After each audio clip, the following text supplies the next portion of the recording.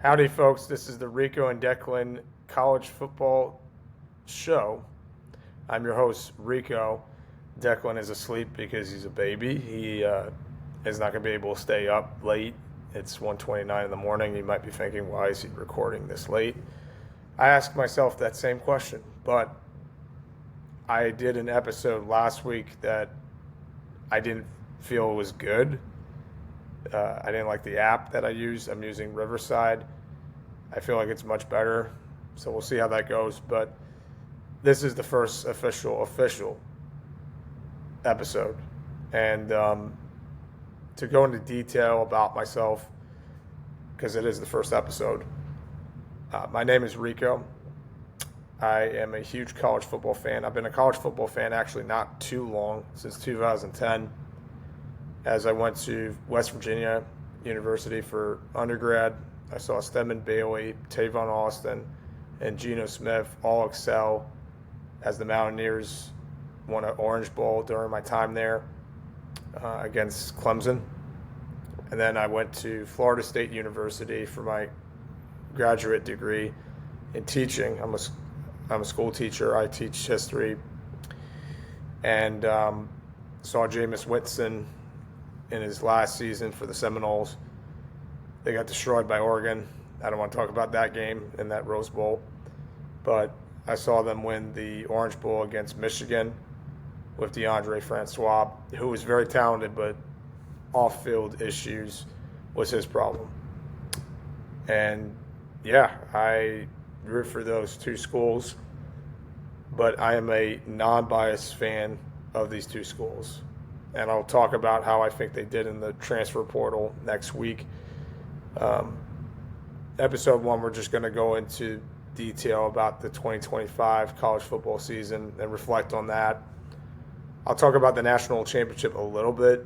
I actually missed the game because my Xfinity went out. I didn't have cable or internet for like 10 hours. So my buddy Emmett from West Virginia, we went to school together. He actually gave me score updates, which was really clutch. So shout out to Emmett. I'll have him on this podcast here and there. This first episode, we're on the fly. It's very disorganized. I'm doing it in the middle of the night, and I'm totally new to this. I did have a podcast back in the 2010s. I think it was either 2016 or 2017. Or actually, it was 2015. Yeah, it was 2015. I had a podcast called The Ides of Rico, and it was about sports, but it was also about just random stuff. This is more just college football, and I really can't wait to talk about my stance on certain topics in college football. I'm going to talk about the transfer portal, obviously. Coaching changes, we'll go over that next week. But I'm going to talk about some news that recently happened in the college football world. Darian Mensah. I think that Mensah is making the best move for himself by going to Miami. And I think he's one of the best QBs in the college football world. I think he's actually one of the best transfer QBs in the portal. And I do think he did a disservice to Duke. Like, you sign a contract, and they had him for 2 years, and then all of a sudden he's like, nope, I'm going to opt out. And then they say, you know what? Screw you, we're going to go and give you a lawsuit because of that. Do I think he deserved the lawsuit? Yeah, kind of, because if you're obliged to a contract, you should stay in that contract and not opt out. But that saga unfolded just a couple of days ago with Duke backing down and saying, okay, Darian, you can do what you want, go to Miami. So it's really setting Duke up for failure, because I heard that their QB now is some kid from San Jose State that's not even close to Darian Mensah. And Manny Diaz, I think he's a decent coach, but this was their shot. If they had Darian Mensah and then they had that wideout who also went in the transfer portal, if they had those guys both coming back, maybe they could defend their title, but I don't see it. and Miami's just going to get better on offense with Darian Mensah. I think Mensah is better than Carson Beck. Carson Beck had the experience for Miami, but Darian Mensah is way more talented, and he has more upside and potential, and he's probably going to be a top 10 NFL draft pick in next year's draft. But yeah, I don't like when players do that. They'll like say, all right, I'm loyal to you, and then all of a sudden they backstab you like that. So I think that was a snake move. I didn't like that at all by Mensah, and I like Mensah. I think he's a good QB, but not a good move on his part. Arthur Smith, he's going to go to the Buckeyes. He's going to be the new offensive coordinator, replacing Brian Hartline. Arthur Smith, I think, is a decent offensive coordinator, but what he does a lot, he loves to throw to tight ends. And he's not much of a running back offensive coordinator, and I don't think that's a good fit for the Buckeyes. I think Hartline really had a good grasp on the systems. He knew the play calling, and some Buckeyes fans, they'll say he was up and down, like he had good years and bad years, but I think Smith is a downgrade for sure. I don't know if they think they'll get lightning in the bottle and have a Matt Patricia effect, because Patricia did an amazing job with the defense, but I don't know. I've never been an Arthur Smith fan. I thought he was terrible for the Falcons. They fired him, and then with the Steelers, I think he was mid. And I don't really watch the NFL, but I could tell you from an eye test, like, the guy's not a good coordinator. So I don't like that move by Ohio State. I saw what they're going to be doing with the playoff. They're going to keep it at 12 teams, which I like. But I don't like the fact that any conference winner could be eligible for the playoff. So if they had that rule in play for this past playoff, then Duke would have got in and probably Miami would have been out. And the committee, I'll give them credit. They got that right, having Miami in and not putting in Notre Dame. And I will talk about Notre Dame a little bit. I don't think Notre Dame should have said, oh, we're going to opt out because we didn't get what we wanted. Like, you lost to Miami. You lost to Texas A&M, who I thought regressed at the end of the season, and they showed a lot of holes in their offense and defense, especially when they were coming back to defeat South Carolina, and then they got exposed by Miami in the playoffs. So I just think Miami was a better team, and they deserved to get in the playoff over Notre Dame. But Notre Dame was crying about not making the playoff. I think it's amateur, and it's also doing a disservice to the seniors. Imagine if you played all your college career and you want to play one more game before you go off to the real world, because most of these players, they don't play in the NFL or semi-pro leagues. I don't like that move at all, and I think Notre Dame should have just played in the Pop-Tart Bowl. I know it's like, I guess it's embarrassing for them. The Pop-Tart Bowl was an entertaining game with BYU winning over Georgia Tech, but like, still, I think they should have played and represented the non-conference that they don't even represent, And that's another thing with Notre Dame too. I've always been a huge critic of them. Just join a conference. Like, you played in the ACC in 2020. What's stopping you from joining a conference now? I guess they get more money because they're independent. I know they have a TV deal with NBC exclusively to broadcast their games, but who knows? And then I don't like the fact that college football is going to be adding ads onto the jerseys as early as this year in August. Just leave the jerseys alone.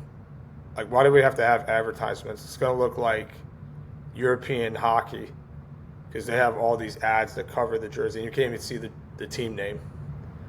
So I just hate advertisements on jerseys. I've always hated advertisements on jerseys. I will never change my stance on that. I know you want to get money and revenue, but like, if I'm watching West Virginia and I see a Wawa ad or Sheetz, those two gas stations, I'm just going to lose it. Like, it makes the jersey look so tacky. But yeah, I'm going to go into detail with the college football season. So I don't have really anything organized here, but I'm going to look at week by week at the scores and just talk about watching those games and how I thought these teams performed. And it's funny to look back because a lot of these teams are not ranked anymore. So let's start off with week 0 or week 1, whatever they called it. You had Iowa State against Kansas State in Dublin. Here's my stance on games in Europe. Enough. I don't think there's a guy in Ireland that's a Kansas State or Iowa State fan. They like to watch soccer. They like to watch rugby. They'll watch cricket. They might watch the NFL, but they sure as heck they're not going to watch any college football games. So that concept is really stupid. And I know this from experience because I saw Florida State play against Georgia Tech 2 years ago. The field conditions suck. It's not built for football. It's a soccer field. Just get rid of it. But that game, Iowa State defeated Kansas State. Iowa State, I knew that they weren't good from this game because Rocco Beck, he didn't play great. I think he had a couple picks, if I'm not mistaken. Let's see the box score. And I'm going to do that too right now. I mean, some games I'll analyze the box score. No, he didn't throw any picks, but he was 14 of 28, so he was 50% in his completion rate. That's just not great. And then Avery Johnson, he played good, but his defense couldn't make a stop. And then I think they fumbled the ball a couple of times. The highlight of that game actually happened after the game because Avery Johnson's dad and his brother, they got into it outside of a pub. They were fighting, and I think they got arrested or they got broken up. But there was footage on Twitter and all social media platforms of them fighting, just looking like idiots. So, yeah, that was a bad loss for Kansas State, but it was not that good of a win for Iowa State. Okay, so I'm looking at the official week 1. So Boise State against USF. This was a statement win by USF from what I remember, and I was really impressed by Byron Brown. I know that now he's going to go to Auburn with Alex Golesh. Alex Golesh basically brought all of those guys from the Bulls to Auburn. So it's going to be interesting to see how they do. But Boise State, they just look so much different without Genty. And I didn't think they were impressive. And they got killed. Let's see. I watched a little bit of Cincy against Nebraska. I've always said this about Matt Rule in Nebraska. I think he's the most overrated head coach. If you look at his top 25 record, his record against top 25 teams, it's terrible. It's like, let's look it up. I just like doing things on the fly. I'm going to have this organized sometime. His record against top 25 teams is 2-24. And they just signed him to an extension. Nebraska is going backward. They used to be so elite with Osborne and what he did with them back in the 90s and early 2000s. And for whatever reason, they've gone backwards. They look awful. And Raiola, I think he's the most overrated QB. I know he's going to Oregon. I think he's sitting out a season because their QB's coming back, which was Dante Moore. Ohio State against Texas. So I watched that game. It was disappointing. I remember people were giving so much flack to Arch Manning. He was going against a top 5, maybe top 2 defense in the country in Ohio State. no one played good against Ohio State. So to criticize him and say that he wasn't good based off of that game, I think that was jumping the gun way too fast. And, Ohio State, they didn't look great on offense, but their defense was dominant. I watched a little bit of Clemson LSU. It's funny how those seasons played out. I was not impressed by LSU, and Clemson just, what a train wreck of a season they had. Florida State against Alabama. Oh my gosh. I was so amped up after that win that I smoked a cigar and I was like, this is like 2023 again. We can win the ACC. We'll go undefeated. And that season from a year ago will be a fabrication. I was dead wrong. I was dead wrong about Norvell. I was dead wrong about the defense. That game they played physical and they were right in it. And that's how they won. But after that, not the same team. And I know they had 2 blowout wins after, but then when they play against Virginia, and I'll talk about that later in this podcast. What a mess. So Indiana, they defeated Old Dominion 27-14. That was probably one of their closest wins of the year. And ODU, they had Colton Joseph. He's going to Wisconsin. Colton Joseph is a dual threat QB. He's talented. But Wisconsin, they play in the Big Ten, and the Big Ten is just, it's a gauntlet. I don't know how they're going to do. I got to look at their schedule. I think they'll probably be like, at best, 6-6, maybe 7-5.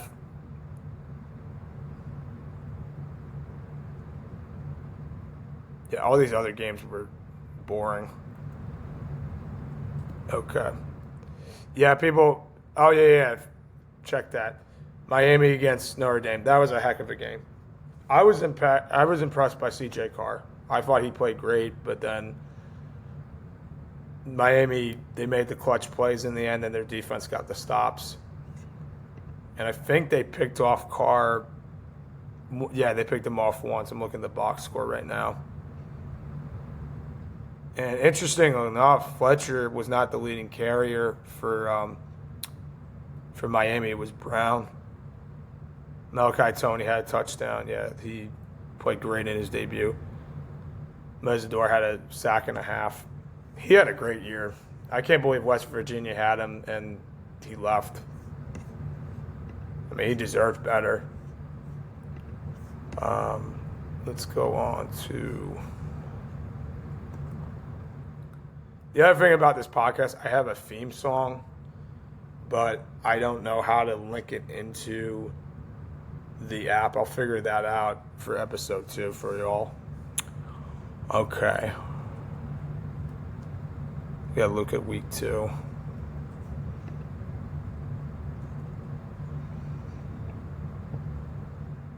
Louisville beat JMU.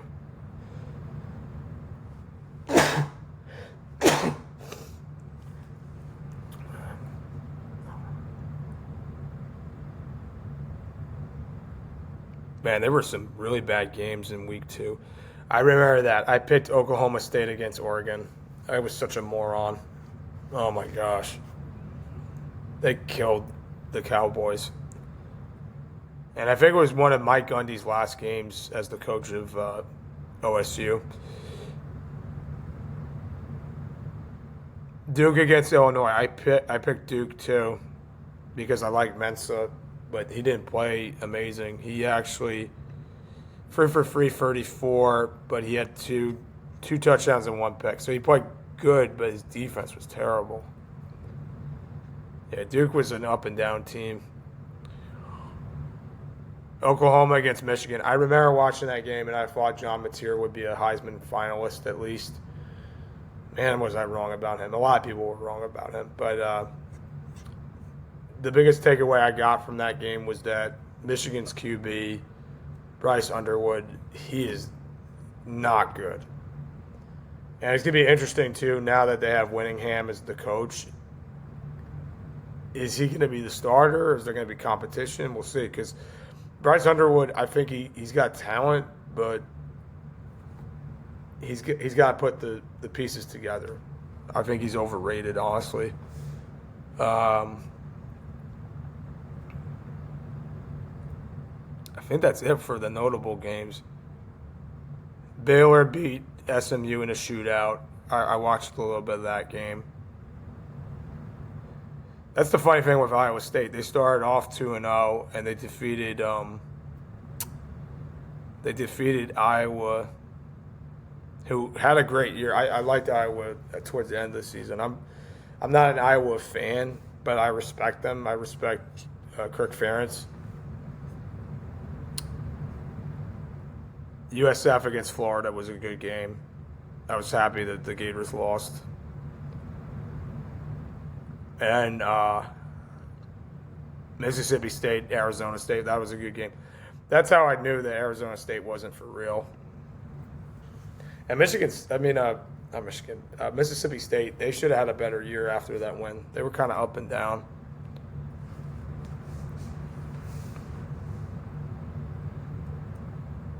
All right, we're up to week 3 here.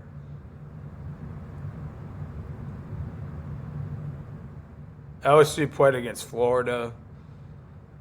Did I watch that game? I don't think I did. Maybe I did. Let's see. Oh, you know what? I watched a little bit of it because Lagway had 5 picks. He's going to Baylor. His dad went to Baylor.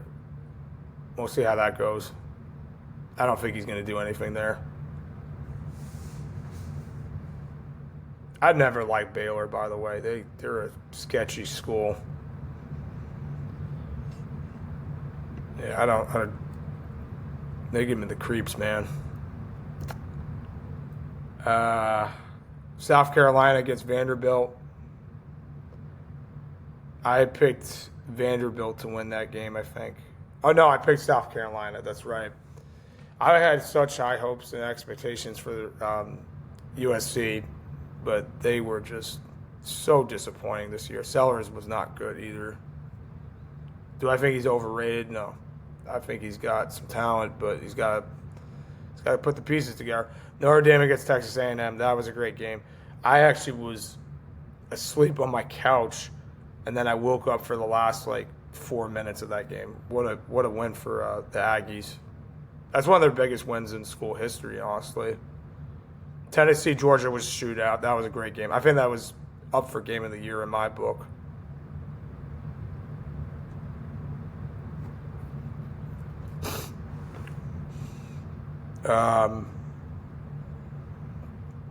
Oregon against Northwestern, that was a bad game. I remember people were saying that USF, Miami would have been close. Miami killed them. Yeah, there weren't really that many good games for that week. Tennessee, Georgia was a great game. I will say that. All right, week 4. All right, week 4 we had Iowa Rutgers. I actually watched that game because I was bored. I was like, all right, I'll watch this game. And I was impressed by Iowa's offense. They were able to do a lot. Miami beat Florida. I watched a little bit of that one. Indiana, Illinois. I picked Illinois to win that game. Yeah, Indiana, that was their coming out party to say, okay, we're a contender. 63-10, man. Ole Miss beat Tulane. That was such a boring game. Tennessee over UAB. That was the same game that Trent Dilfer, he took pictures on the sideline of the Tennessee stadium. It's like, dude, do that when you're not coaching. Do that when you're, I don't know, when you get there. I don't know. He was just not a good coach, and they fired him, rightfully so.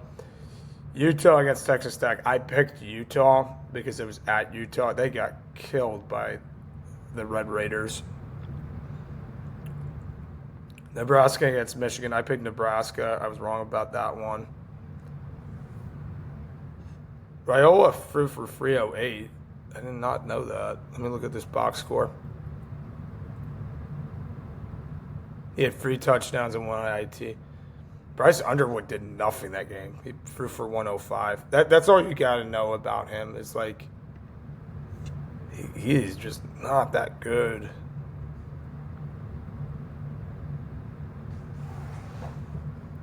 Missouri against South Carolina. I picked South Carolina to win that game. They lost.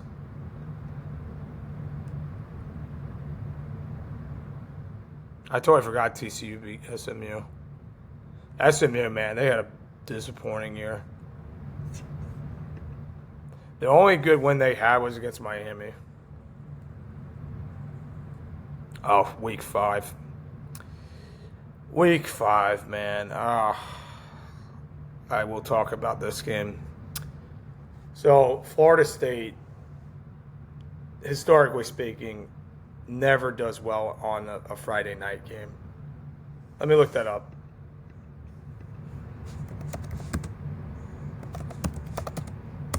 On Friday night games.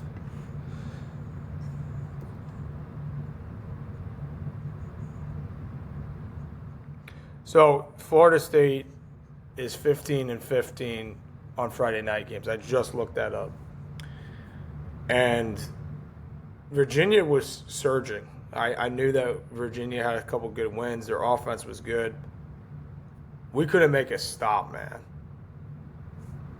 And it's a shame because Castellanos, he balled out. He had 254. He did throw 2 picks. But then we made Chandler Morris look amazing. He threw 3 picks against us? I don't remember that. I know Deuce Robinson had a good game. We couldn't stop Taylor, the running back. Yeah, the receivers didn't really do much, but anyways, what I remember from that loss for Florida State is that once Virginia won, their fans stormed that hill that they have over there and literally trebled over our tight end who was trying to catch the game-tying touchdown. So, yeah, that was an awful game. I don't want to talk about it anymore. That was the beginning of the end, and that was our first ACC game. TCU, Arizona State. Arizona State won that game. It was one of Levitt's last games. He, too, is a snake. I don't like that guy at all. I think he betrays teams. Because you think about it, Sam Levitt is going to LSU. It's his third school because he went to Michigan State first. Then he went to Arizona State, and now he's going to LSU. So, like, dude, just stay at one school. I get it's money and all, but, like, stay loyal. I'm going to say this. I don't know if this is a hot take, but I'll take it. I think Kenny Dillingham is a better coach than Lane Kiffin. He's younger. I feel like he's going to do more. Kenny Dillingham got to the playoff before Lane Kiffin did. I know that was Lane Kiffin's team with Ole Miss, but he left. He left for LSU. I don't think that should count for him. Guy's a dirtbag. All right. I could go on a whole rant about Kiffin. I'm not going to do that tonight, but I'll talk about him when we talk about the coaching changes. Ohio State against Washington. I thought that was going to be a closer game because it was at Washington, but again, Ohio State's defense, they dominated them. And Julian Sain, he had a great game. That was one of the games I was like, okay, he's got talent. Bo Jackson had a decent game. Penn State against Oregon, that was a great game. And it's crazy how Penn State's season went on after that, because then the next week I think they lost against UCLA, and then the week after that they lost against Northwestern, and then they were like, all right, James Franklin, you're out. We're going to fire you. They're so dumb, man. And they'll say that Matt Campbell, is that who their new head coach is, Matt Campbell? I'm pretty sure it's Matt Campbell. Yeah, it's Matt Campbell. They'll say that Matt Campbell is a better coach than James Franklin. I don't see that. I think Campbell is a good coach, but if you look at his track record with Iowa State, it's kind of up and down. I did all these reels about the coaching changes on my Instagram page. It's Rico Declan College Football Show, so look it up. Give us a follow, give us a like. But I'm going to go more into detail about these coaching changes in the next podcast. So let's continue on with these scores. So we're on week 5 still. Tennessee against Mississippi State. That's interesting. Tennessee beat them in overtime. You know, I watched a little bit of that game. Iowa against Indiana. That, too, was a close game. Indiana only beat them by 5. And the other thing, too, is Chris Signetti, when he did his final coaches poll, he ranked Iowa, I think, 9th in the nation. They're a good team, man. Dominated Vanderbilt, too. Texas A&M against Auburn. A&M barely won that game. That should have been an indicator that A&M wasn't for real. Georgia, Alabama, that was a good game. Alabama went into Georgia and beat them. Ole Miss against LSU. Ole Miss won that game. I think I watched most of that from what I remember.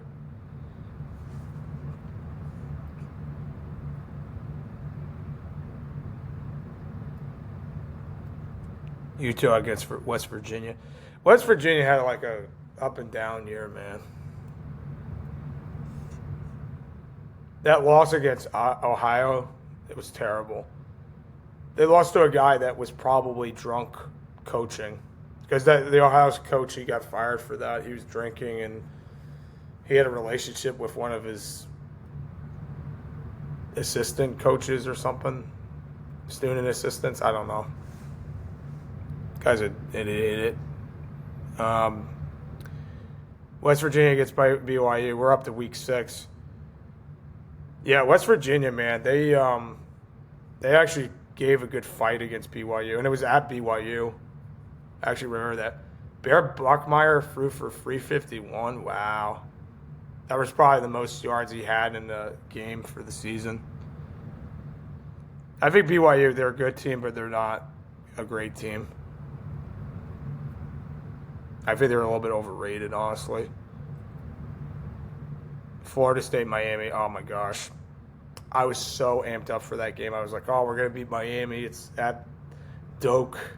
We have the home field advantage. I was so wrong.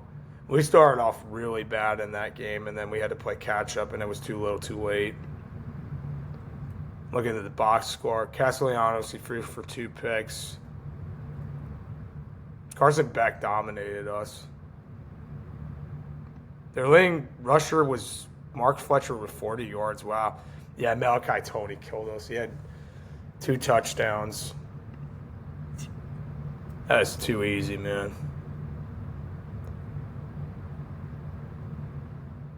Darian Mensah is going to love to throw to him.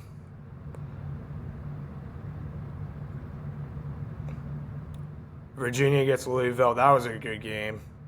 It was so up and down. All right, that's the slate for week 6 that I saw. Week 7. Ohio State against Illinois.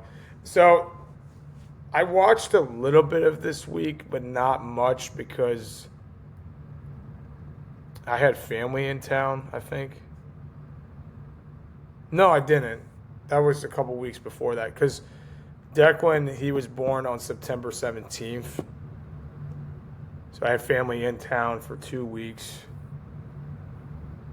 I feel like I was doing something on October 11th. I don't know if I was watching as many games. But anyways, I did watch a little bit of that game. And Ohio State dominated. Indiana against Oregon. That was a close one. I know that Indiana won by 10, but I think they were tied at half. Texas A&M killed Florida. Texas against Oklahoma, that was a blowout. John Mateer was not great in that game. Mizzou against Alabama, I picked Mizzou to win. I was so wrong. I feel like Mizzou's a good program, but not a great program.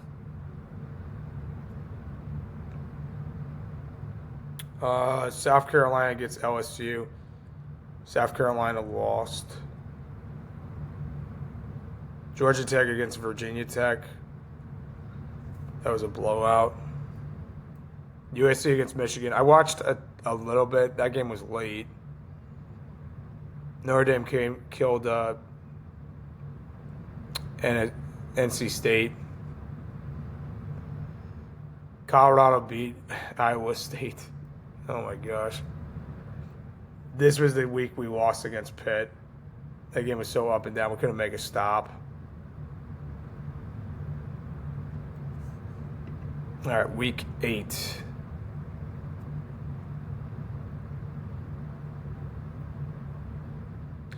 Louisville against Miami. So I watched that game, and my son, Declan, he was actually watching that game. And there were a few picks that Carson Beck threw, and Declan was actually laughing at the screen. And I kept saying every time he picked, I always said, like, Carson Beck's going to Carson Beck. And he did. So that was fun to watch. Yeah, what a win for Louisville. If only they played good for the rest of the season. They were so up and down. Minnesota killed Nebraska. I don't know if that was the game Raiola got hurt.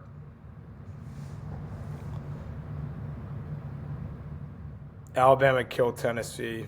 That was not a close game.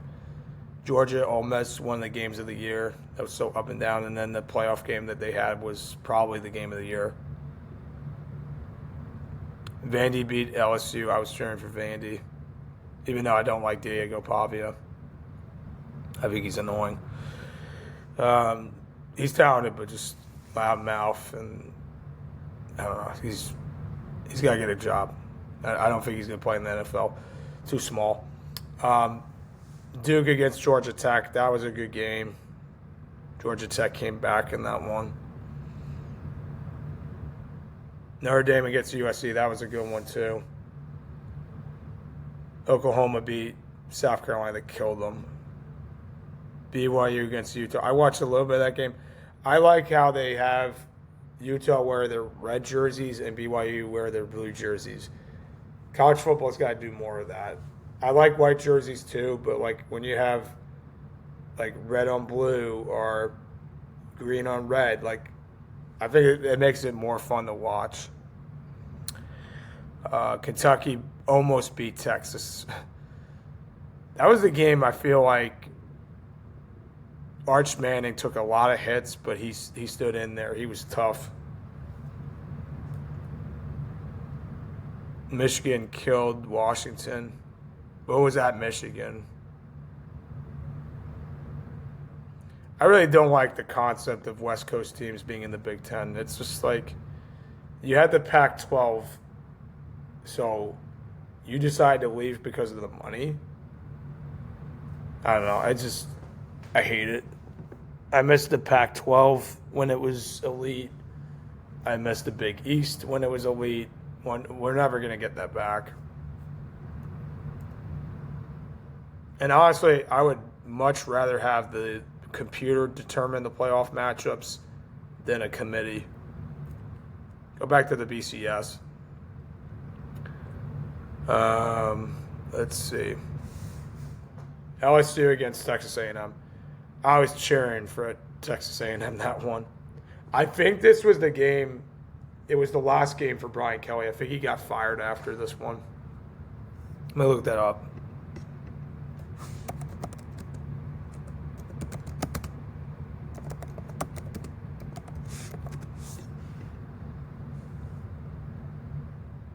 Yeah. On October 25th, 8 games into his 4th season, LSU fired head coach Brian Kelly after their loss against Texas A&M because they were 5-3.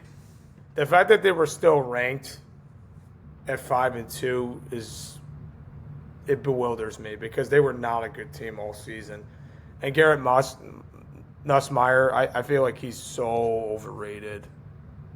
His draft stock plummeted. But Brian Kelly, man, I can't stand the guy. He's the biggest jerk. Really is. I mean, what comes to mind is having that student assistant when he was at Notre Dame go out on that ladder thing, and there was 50 to 55 mile per hour winds, hurricane force winds, or tornado force winds, and the thing fell over and it killed the kid. And he didn't get any trouble. He got a lawsuit. Notre Dame still let him coach. Like, come on now. Can't stand Brian Kelly. If there's a coach I hate, he's probably number one. He's up there. I never liked that guy. I noticed too when he was coaching at Cincinnati, he was yelling at players' faces too. And then he lied to the Cincy players. He was like, "Oh, I'm going to come back," and then he went to Notre Dame. And he did the same thing too when he was saying to the Notre Dame players, "Oh, I'm coming back," and then all of a sudden he has a conference with them saying, "I'm leaving for LSU." Guy's a jerk.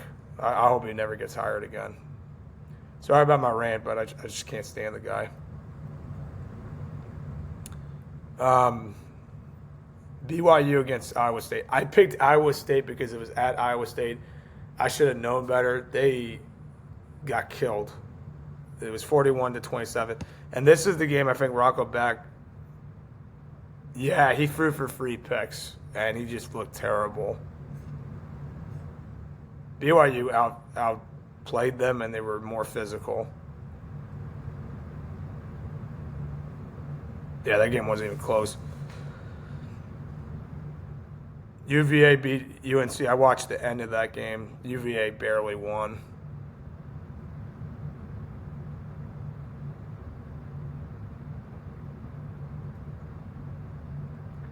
Houston beat Arizona State. I think that was Levitt's last game.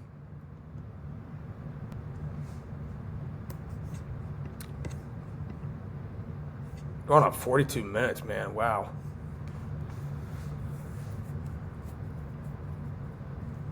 All right. I think I'm going to call it a night. I'm getting tired. And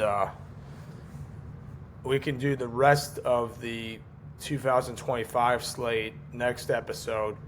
And then I think episode 3 we'll do the coaching changes. Or we might do the transfer portal. I'll figure it out. But, give us a like, subscribe. It really helps me. I'm a new content creator. Well, this is my second go around with it because I did content creation back in the 2010s, back in 2015. But now, over 11 years later, I'm doing it again. It's just solely college football. What we're going to do for this show, too, is that some weeks we're going to cover college football teams that people forget that were really good, like the 1990s Arizona football team, for example, that made it to the I think they made the Fiesta Bowl. I got to look it up again, but I'll talk about that. I'm going to talk about the recruiting saga, see how teams are going to be with the recruits that they're getting. Am I going to do in-depth looks of my own schools at Florida State and West Virginia? Yes and no. I'm going to really focus on top 25 teams. I don't think West Virginia or Florida State is at that caliber yet. Do I think they could get a playoff game? Not in the next 5 years. And I'll tell you why I think that, because they need to get NIL. I have more optimism with Florida State than I do with West Virginia, because West Virginia, they have to compete against Texas Tech, and Texas Tech has all that oil money coming in from Lubbock. So it's going to be interesting to see how my schools perform next season. I don't expect much, but as long as they're competitive, as long as they get a bowl game, I'll be satisfied. I don't think either are going to make the playoff, and we are going to go into deep dives about how teams are going to do next season, conference by conference. And then I'll probably predict a Heisman Trophy winner. I'll probably predict the best receiver, stuff like that. And, yeah, it's just going to be a lot of fun, and I'm really looking forward to doing more episodes with y'all. And this is the first of many. as they said in the movie Field of Dreams, if you build it, they will come. So we're just starting off from scratch, and we have more to come, and there's more details to come. And I'm looking to do an episode once a week, maybe twice a week, depending on my schedule, because I'm a school teacher, so I'm busy. I'm busy hanging out with my wife and Declan. But whenever I have free time like this, we're going to do episodes. So, again, thank you for watching, and please give a like and please give a follow. Thank you.